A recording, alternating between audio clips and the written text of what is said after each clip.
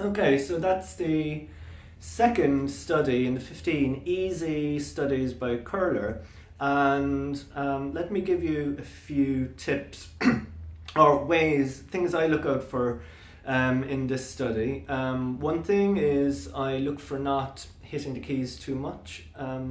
After playing it there's a lot of things I would go back on and work at in various places, but let me give you some tips. The first thing here is we have this arpeggio going up and down, and then we land on this low D. So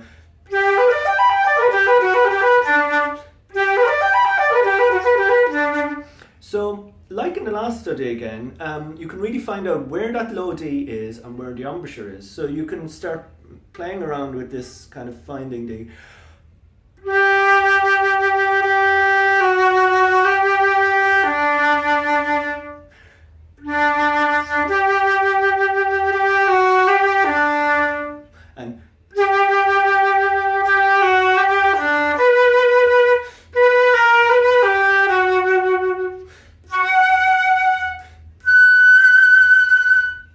So you're playing the skeleton, and not only are you playing the skeleton, you're also finding where your embouchure can be in the best place.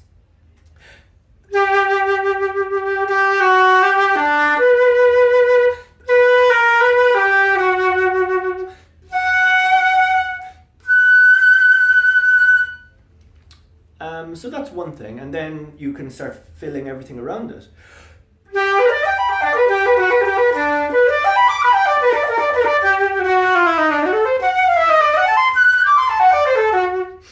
And when you find out where the embouchure is, it makes it much easier, I think.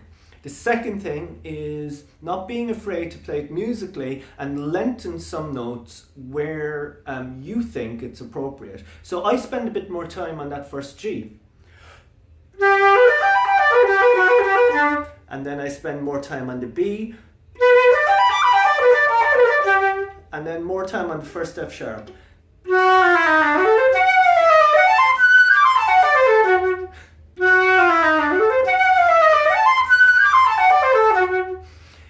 If I don't do that, you can hear a difference. It's fine, it's okay. If I don't lengthen any of these notes, we get something like this.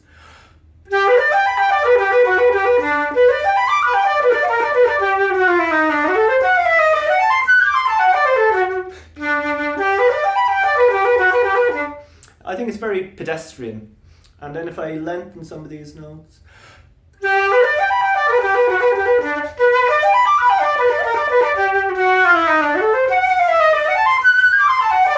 so you get the idea then. Then we kind of carry on. It is again finding these places where you think would make musical sense to shape it. And I discovered something, say in bar 15, before bar, or well, we have this B minor arpeggio. This is bar 10, 11, 12, 13.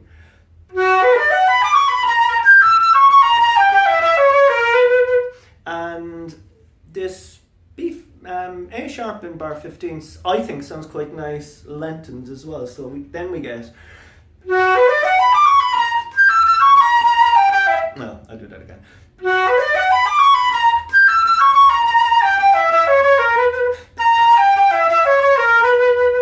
And then the next bit for me, I think it provides an opportunity for a different colour, and again finding where the shape is.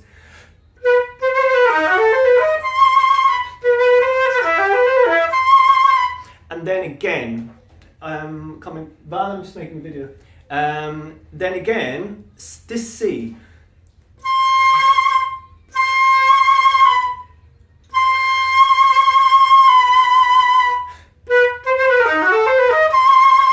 So knowing where to go.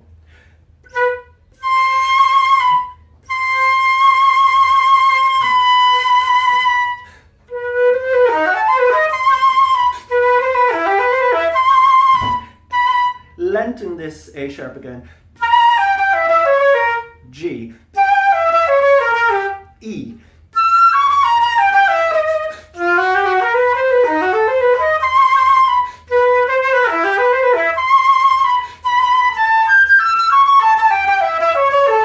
Again.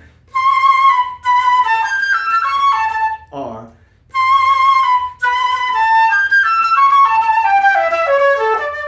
Again, the arpeggio is in D major. If I don't do anything special,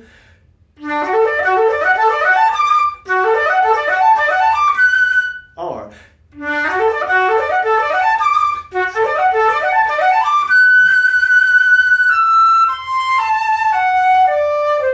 and then here what I look for is finding the kind of atmosphere, the energy that I built up before that, and see, can I just leave it kind of come to some kind of conclusion or rest, and then that gives me the kind of feeling of where I go kind of further from there.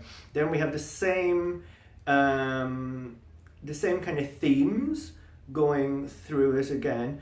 I alternate between using, and I change it every time. Sometimes I use my A sharp this way, sometimes this way. Actually, heaven forbid, I actually use it quite a lot here as well. And actually it gives a really good place for a really good legato when you slide. And many people will tell you don't do this, but I've been doing it for years. I've never come across pieces that I'm kind of faced with difficulties there, and actually in fact it makes it much easier. So a good place is, where is this? Bar 15, I'm using my thumb B flat, so then I'm going.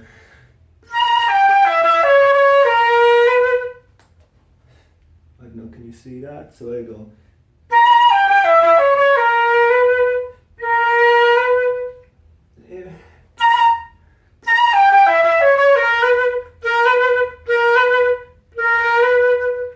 It just makes it a little bit easier for me.